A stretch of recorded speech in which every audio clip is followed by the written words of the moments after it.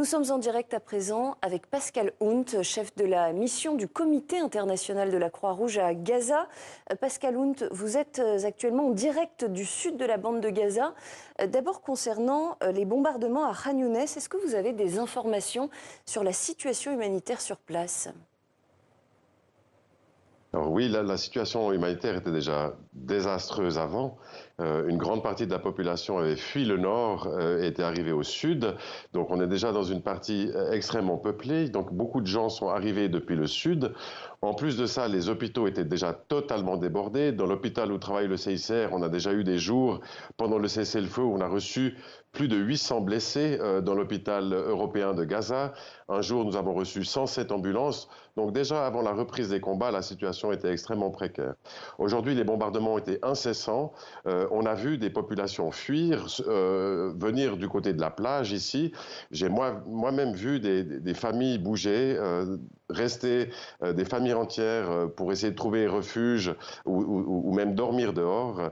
J'étais cet après-midi à Khan Younis et je peux confirmer, les bombardements étaient vraiment impressionnants et la situation est quasiment indescriptible. Vous êtes dans une ville surpeuplée avec des bombardements incessants. C'est vraiment terrifiant pour la population.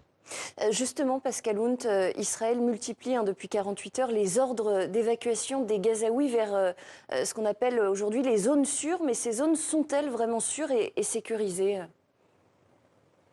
Alors, je ne sais pas s'il y a vraiment des zones sûres dans toute la bande de Gaza, parce que, en tout cas, pour la population aujourd'hui, il n'y a pas un endroit qui est sûr. Il y a des avertissements qui sont lancés à la population, mais je tiens à rappeler, qu'une partie des gens ne peuvent simplement pas bouger. On a des personnes âgées, on a des personnes handicapées, on a des patients dans les hôpitaux, ils peuvent simplement pas bouger. D'autres n'ont pas accès à Internet donc, ou au téléphone, les lignes sont souvent coupées, les communications sont mauvaises. Et malgré ça, malgré ces appels, je tiens à rappeler que le droit international humanitaire est très clair. Malgré toutes ces précautions, les populations civiles, les infrastructures civiles, les hôpitaux restent protégés et on lance encore un appel pour que ce droit international soit respecté. Alors je voudrais qu'on revienne également sur la question des otages, puisque la reprise de ces combats entre Israël et le Hamas dans la bande de Gaza a évidemment mis fin aux échanges de prisonniers palestiniens et d'otages israéliens et étrangers, des libérations auxquelles le CICR a évidemment participé. Vous-même, vous avez été en première ligne dans ces échanges. D'abord, est-ce que vous pourriez nous rappeler quel a été précisément le rôle du CICR et est-ce que le dialogue avec le Hamas est aujourd'hui rompu ? Alors, ces libérations et échanges d'otages d'un côté, de prisonniers de l'autre, se sont faits dans le cadre de négociations entre Israël et le Hamas, facilitées par le Qatar et notamment les États-Unis. Le CICR n'a pas participé à ces négociations, qui sont de nature évidemment politique, mais une fois que les modalités de ces négociations étaient conclues et résolues, là, le CICR a agi comme intermédiaire neutre parce qu'il est le seul acteur respecté et capable ici d'avoir des contacts avec les deux parties.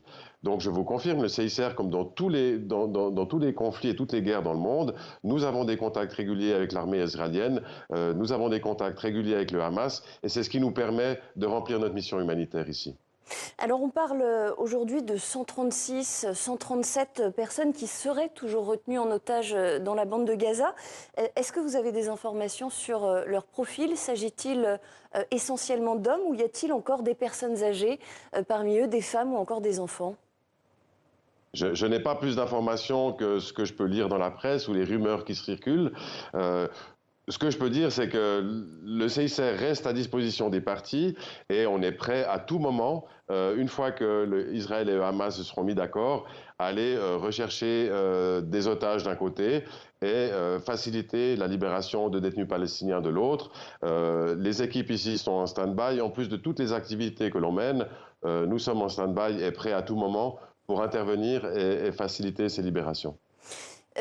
Pascal Hunt, une question aussi sur ces images qui circulent beaucoup sur les réseaux sociaux et qui ont beaucoup interpellé.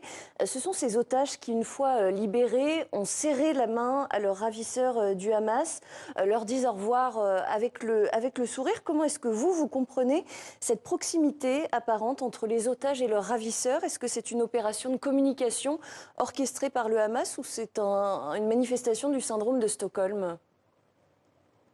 J'ai de la peine à me prononcer sur leur motivation réelle. J'étais présent à ces moments-là. Je pense qu'il faut essayer de se mettre, si c'est possible, à la place de ces personnes qui sont restées otages et privées de tout contact certains pendant plus de 55 jours, et qui tout d'un coup sont nouveau en route vers leur famille. Donc moi j'ai senti beaucoup de soulagement de leur côté, beaucoup d'espoir en voyant la Croix-Rouge, mais d'un autre côté une transition entre une détention et ensuite un monde de liberté qui était peut-être pas facile à gérer. Ces personnes sont fragiles, c'est des victimes, et puis évidemment il y avait beaucoup de monde, donc je pense que ça devait être un environnement extrêmement impressionnant, et le CICR a tenté d'amener un peu d'humanité dans ces moments-là et de les Merci. protéger aussi contre cet environnement extérieur. Merci beaucoup Pascal Hunt d'avoir répondu à nos questions en direct du sud de la bande de Gaza. En France,